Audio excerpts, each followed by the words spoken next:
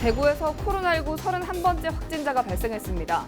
코로나19 사태가 계속되면서 관광부터 민생경제까지 타격을 입고 있는 가운데 부산시는 피해 주민들의 지방세 징수를 유예하기로 했습니다. 도심 속 어촌인 해운대구 청사포에 감성버스 정류장이 등장하는가 하면 해안길을 따라 특별한 콘텐츠를 더한 변화가 시작되고 있습니다. 체류형 관광 명소로 변신을 시도한 청사포를 취재했습니다. 2004년부터 3층 이상 아파트에는 화재 등에 대비해 옆집으로 대피할 수 있는 경량 칸막이가 설치되어 있습니다. 평소 비상탈출구 위치를 파악하고 그 통로를 확보해야 소중한 생명을 지킬 수 있습니다. 한국해양과학기술원이 부산의 항만 지역 미세먼지 발생에 대한 모니터링 연구에 착수했습니다. 여러분 안녕하십니까? 헬로티비 뉴스 부산입니다. 18일 영남권에서 코로나19 첫 확진자가 발생했습니다. 지난 16일에 이어 또다시 확진자가 발생했고 감염 경로도 불확실한 상황인데요. 현재 코로나19 국내외 발생 현황 차선영 기자가 짚어봤습니다. 국내 코로나19 확진자 현황부터 먼저 보시죠. 감염자 수는 현재 31명입니다. 질병관리본부는 18일 오전 해외 여행력이 없는 한국인 61세 여성이 국내 31번째 환자로 확인됐다고 밝혔습니다. 확진 환자 31명 중 10명은 완치돼 퇴원했고 감염 의심 환자 957명에 대한 검사가 진행 중입니다. 국내 코로나19 감염증 환자 추이 보시죠. 국내에선 2월 11일부터 사흘 동안 추가 확진자가 발생하지 않았는데요. 16일 29번째, 30번째 확진자 발생 이후 18일 31번째 환자가 발생했습니다. 문제는 세 환자 모두 해외 여행력이 없고 다른 확진자와 접촉한 적이 없어 감염 경로가 불분명한 상황입니다. 이번엔 국외 코로나19 발생 상황 보시죠. 18일 오전 9시 기준으로 코로나19 감염자는 73,295명, 사망자는 1,873명으로 전날에 비해 98명 늘어났습니다. 감염자와 사망자 대다수는 중국에서 발생하고 있는데요. 중국 감염자 수는 7만 2천여 명, 사망자가 1,800여 명에 달합니다. 세계보건기구는 세계적으로 코로나19 신규 확진자가 감소 추세를 보이고 있다면서도 아직까지 안심할 단계는 아니라고 밝혔습니다. 헬로티비 뉴스 차선영입니다. 부산시가 코로나19로 인해 어려움을 겪는 시민에게 지방세 납부 기한을 연장하고 징수를 유예하는 조치를 시행한다고 밝혔습니다. 이번 조치는 코로나19 확산으로 불황을 겪는 업체와 직간접적 피해를 본 시민이 대상이며 취득세와 지방소득세, 지방세, 종업원분 주민세 등의 신고 납부 기한이 6개월 범위에서 연장됩니다. 부산시는 2015년 메르스 사태 때도 지방세 1억 3천만 원에 대해 납기 연장 또는 징수 유예 조치한 적이 있습니다. 정부가 최근 코로나19 확산 방지를 위해 특집 방송을 이어가고 있는 케이블 TV 지역 채널에 감사의 뜻을 전했습니다. 장석영 과학기술정보통신부 제2차관은 18일 서울 마포구 상암동 LG엘로비전 본사를 방문해 코로나19 관련 지역 채널 뉴스 제작 현장을 둘러보고 케이블 TV 업계의 대응 현황과 애로사항을 살폈습니다. 장석영 차관은 주요 재난 상황 발생 시 지역사회에 기반한 케이블 TV 지역 채널 역할이 더 중요해지고 있다며 앞으로도 지역사회와 긴밀한 협력을 통해 지역 주민의 안전을 챙겨달라고 당부했습니다. LG엘로비전은 지난달 국내 첫 코로나19 확진자 발생 후 비상재난방송 체제에 돌입해 지역 밀착형 특집 뉴스와 관련 대담 프로그램 제작을 이어오고 있습니다. 특히 다국어 자막 방송 등을 통해 코로나19 확진자 현황과 주요 예방법 등을 24시간 전달 중입니다. 해운대구 끝자락에 위치한 작은 포구 어촌 마을인 청사포가 요즘 들썩이고 있습니다. 감성적인 버스 정류장이 등장하는가 하면 청산포 해안길을 따라 특별한 콘텐츠를 더한 변화가 시작되고 있습니다. 김현정 기자의 보도입니다.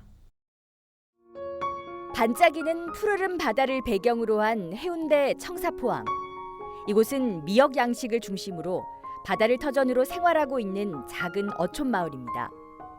최고의 포토존이 되고 있는 등대와 해돋이 등 이색 관광 명소로 각광받고 있는 다릿돌 전망대 등을 안고 있는 청사포항에 특별한 정류장이 등장했습니다. 밋밋하던 낡은 버스 정류장이 하얀 등대와 어우러진 궁전 같은 감성 공간으로 변신한 겁니다. 한국관광공사하고 문화체육관광부에서 주관하는 대한민국 테마 10선 사업에 저희들을 공모로 신청을 하게 되었습니다. 버스를 기다리면서 청사포의 옛 모습과 현재 모습을 감상하시고 바다 전망대에서 추억에 남을 사진도 찍을 수 있고 랜드마크가 될 만한 그러한 작품을 만들게 된 것이죠. 청사포항의 변화는 이뿐만이 아닙니다. 해양수산부에서 공모한 어촌 뉴딜 사업 최종 대상지로 선정되며 어촌 경제와 관광 활성화에 더욱 힘이 실릴 예정입니다. 이 사업은 모두 80억 원의 예산으로 4가지의 길을 테마로 추진됩니다. 서방파제와 등대 쪽의 어항 정비 사업과 해안도로에 보행길을 조성해 친수광장을 만들고 다릿돌 전망대까지 이어지는 관광연계 동선을 확대할 계획입니다. 또한 밤에는 청사포 해안로를 따라 야간 경관 사업도 실시할 전망입니다. 오랫동안 머물 수 있는 체류형 관광 명소로 개발할 계획입니다. 올해는 실시 설계 용역을 본격적으로 들어가서 오는 2022년에 사업이 모두 마무리될 예정입니다. 어민과 주민과 관광객이 모두 상생할 수 있는 새로운 청사포 시대가 열릴 것으로 기대됩니다. 청사포에 70년 가까이 살고 있는 토박이 주민들도 마을의 의미 있는 변화에 기대감을 표합니다. 아무래도 오면 좋지. 내 동네에 손님들 많이 오면 안 좋습니까? 버스 정류장도 예쁘지. 그래 놓으니까. 예, 아무래도 이래 다 발전도 되고 여기 저것도 하고 이러면 아무래도 좀 저가지. 요 내 발벌도 또 생기고 이러면 아무래도 좀 안 달라지겠습니까, 동네가? 이와 함께 청사포에는 군부대로 차단됐던 몽돌 해변을 개방하고 동해남부선 폐선 부지에 스카이바이크와 풍경 열차를 운행하는 등 길을 통한 청사포의 대길이 주목됩니다. 헬로티비 뉴스 김현정입니다. 아파트에 사시는 분들 잘 보셔야 할 뉴스입니다. 여러분이 살고 있는 아파트의 탈출구는 어디에 있고 또 어떻게 사용하는지 알고 계십니까? 화재 같은 비상 상황 발생 시 가족의 안전을 지키는 생명의 문 이야기인데요. 비상탈출구 이용법을 김한식 기자가 알려드립니다. 지난 2016년 부산 해운대구의 한 아파트 화재 현장. 한밤중 갑작스럽게 발생한 불에 일가족 3명이 갇혔습니다. 소방대원이 진입할 때까지 다소 시간이 걸렸지만 일가족은 옆집으로 대피해 화를 면했습니다. 이보다 앞선 2013년 12월 북구 화명동의 한 아파트 화재 현장입니다. 아파트 현관에서 발생한 불에 일가족 4명이 빠져나오지 못해 모두 숨졌습니다. 이들 가족의 운명을 가른 건 경량 칸막이였습니다. 경량 칸막이란 쉽게 부서지는 소재의 벽인데 화재 등 비상 상황 시 옆집으로 대피할 수 있는 비상 탈출구입니다. 국내에서는 지난 1992년 임의 규정으로 도입됐는데 이후 2004년부터 3층 이상 아파트에는 반드시 설치하도록 강화됐습니다. 최근에는 경량 칸막이와 더불어 바로 아래층과 연결되는 비상 통로나 아예 아파트 내부에 따로 대피 공간을 마련하는 경우도 있습니다. 아파트 베란다에 설치된 비상 탈출구입니다. 화재가 발생했을 때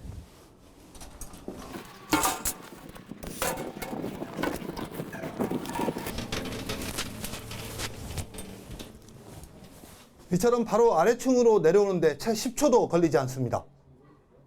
하지만 가정에서는 잘 쓰지 않는 물건을 보관하거나 아예 선반까지 만들어 창고로 활용하는 경우가 많습니다.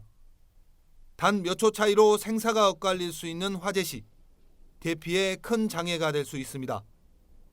문제는 일반 가정집이다 보니 단속할 수도 근거도 없다는 겁니다. 소방법이 아닌 건축법에서 규정을 하다 보니까 어떤 불법 개조라든지 그런 부분이 있더라도 실질적으로 우리 현행 법령상 처벌 규정이 없기 때문에 내가 사는 아파트의 비상탈출구 위치 파악은 필수. 비상 상황에 대비해 통로를 확보해 두는 것이 생명을 지키는 길입니다. 헬로티비 뉴스 김한식입니다. 부산방송에서는 각 선거구별 예비 후보들을 만나보고 있습니다. 중구 영도구에서는 현재 모두 9명의 예비 후보가 출사표를 던졌습니다. 안수민 기자의 보도입니다. 여당인 더불어민주당은 3명의 예비 후보가 당내 경쟁을 벌이고 있습니다. 먼저 더불어민주당 전 중구 영도구 지역위원장이자 현재 대통령 직속 국가균형발전위원회 국민소통특별위원을 맡고 있는 김비호 예비 후보. 중구 영도구 지역에서 5번째 총선에 도전하는 김 후보는 오랜 지역 활동 경험을 토대로 지역 현안을 고민하고 대안을 제시하겠다며 자신이 경쟁력을 갖춘 후보라고 강조했습니다. 중구 영도구는 수도권과 지역 간의 심각한 격차를 뛰어넘는 부산 도심 내 불균형과 불평등에 시달리고 있습니다. 과거 잘못된 정치의 결과물이라고 생각하시면 될 것 같습니다. 이런 문제들을 해소하고 해결하는 방법론을 제시하는 선거가 이번 총선이 될 것 같습니다. 꼭 필승하겠습니다. 김용원 예비 후보는 현재 더불어민주당 부산시당 형제복지원 사건 특별위원장을 맡고 있습니다. 김 후보는 당리 당략을 따지는 정치 활동보다 낙후된 지역 발전을 위한 노력에 최선의 역량을 발휘하겠다며 자신이 인품과 자질을 갖춘 준비된 후보임을 강조했습니다. 이번 국회의원 선거는 사람을 보고 하는 선거, 인물의 자질과 인품을 보고 하는 선거가 되어야 합니다. 그동안 당 간판만 보고 투표하는 선거가 되다 보니 국회는 저질 사은판이 되었고 지역 발전은 안중에도 없게 되었습니다. 그래서 중구와 영도구는 몰락하고 있습니다. 더불어민주당 박영미 예비 후보는 노무현 재단 부산지역위원회 공동대표이자 대통령 직속 지방이양추진위원회 위원을 맡고 있습니다. 박 후보는 지역 활동에 더해 오랜 기간 시민사회 활동을 하며 전국에서 쌓은 경험을 바탕으로 자신이 침체된 지역에 새로운 변화의 바람을 불러올 수 있는 적임자임을 강조했습니다. 중영도구는 할 일은 태산인데 여건은 어렵습니다. 저처럼 내공이 많은 사람이 필요합니다. 저는 40년 현장을 누비며 안 해본 일이 없다시피 사회활동으로 잔뼈가 굵은 사람입니다. 28년 만에 지역 권력 교체를 이뤄낼 사람, 저 박영미가 딱입니다. 현역이 불출마를 선언한 미래통합당에선 2명의 예비 후보가 공식적인 도전장을 내밀었습니다. 검사 출신으로 전 자유한국당 중구 영도구 당협위원장을 지낸 곽규택 예비 후보. 곽 후보는 현 정부의 잘못된 정책을 바로잡고 보수의 신뢰를 회복할 수 있는 중요한 시점이 이번 총선이라며 새로운 보수의 모습을 보여줄 적임자가 자신이라고 강조했습니다. 이번 4.15 총선은 문재인 정권의 폭주 그리고 실정에 대한 국민의 심판이면서도 우리 보수가 국민의 신뢰를 받고 다시 살아날 수 있느냐 하는 중요한 총선이 될 것 같습니다. 저는 부산의 원도심 중구 영도에서 국민의 신뢰를 받는 새로운 모습의 보수를 보여드리도록 노력하겠습니다. 미래통합당 강성훈 예비 후보는 김무성 국회의원의 정책특보, 서울특별시 정무부시장실 정책전문요원을 거쳤습니다. 강 후보는 어려워진 서민경제, 특히 침체를 겪고 있는 원도심 지역의 부활을 이끌기 위해 출마를 결심했다며 자신이 시대를 계승한 보수의 품격을 보여줄 후보라고 강조했습니다.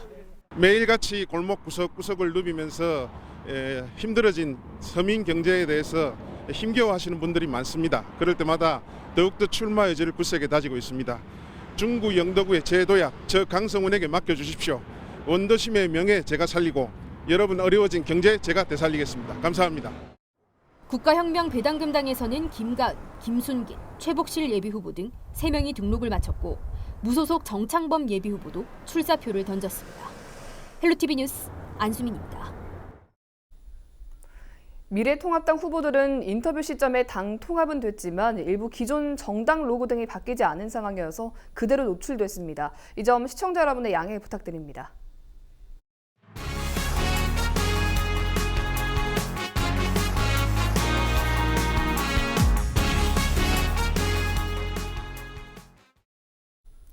(17일) 사단법인 한일터널연구회가 김인호 시장경제연구원 이사장 초청 강연회와 정기총회를 열었습니다.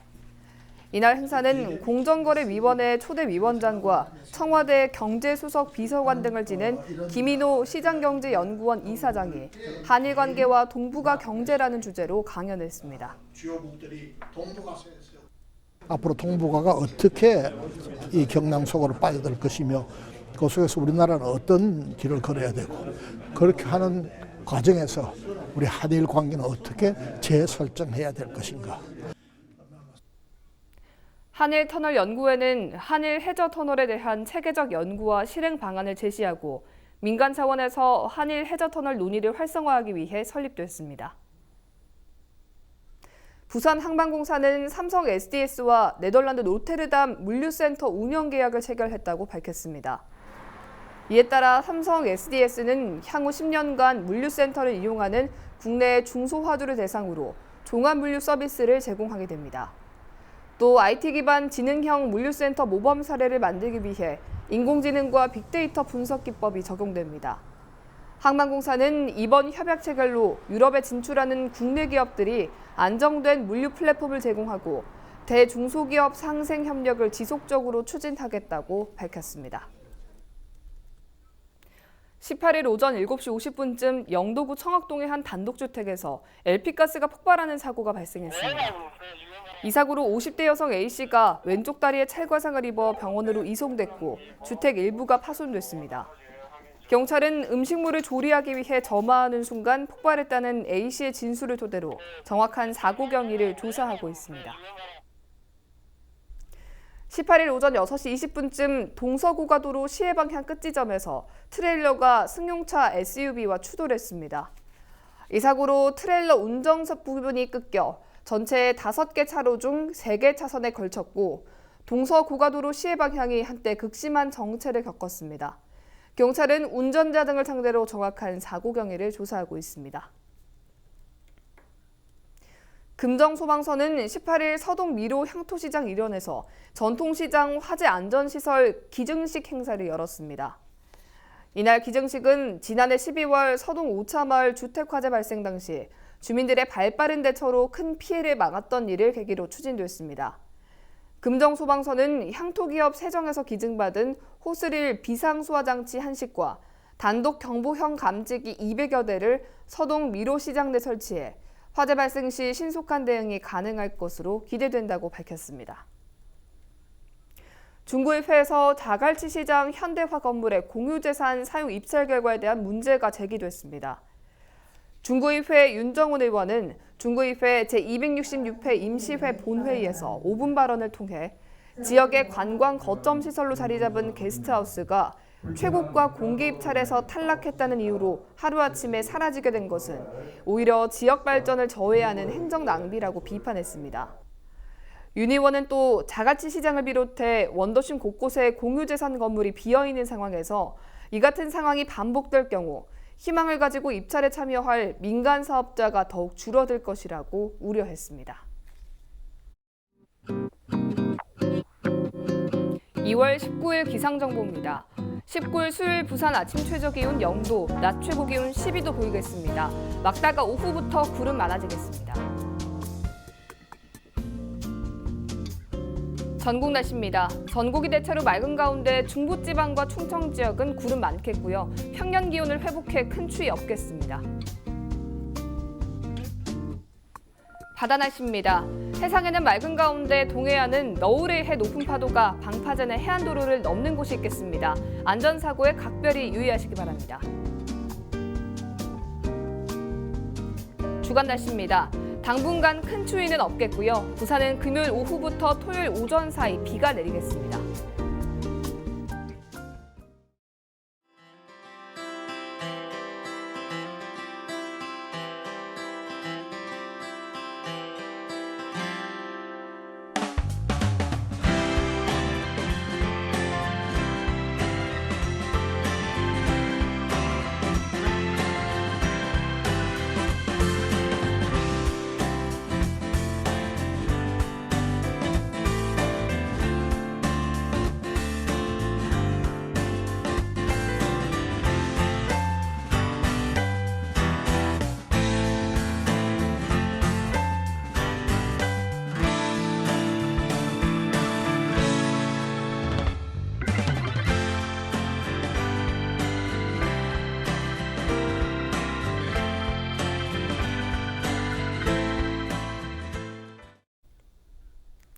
이상으로 뉴스를 마칩니다. 저희는 언제나 지역 주민 여러분 곁에 있겠습니다. 고맙습니다.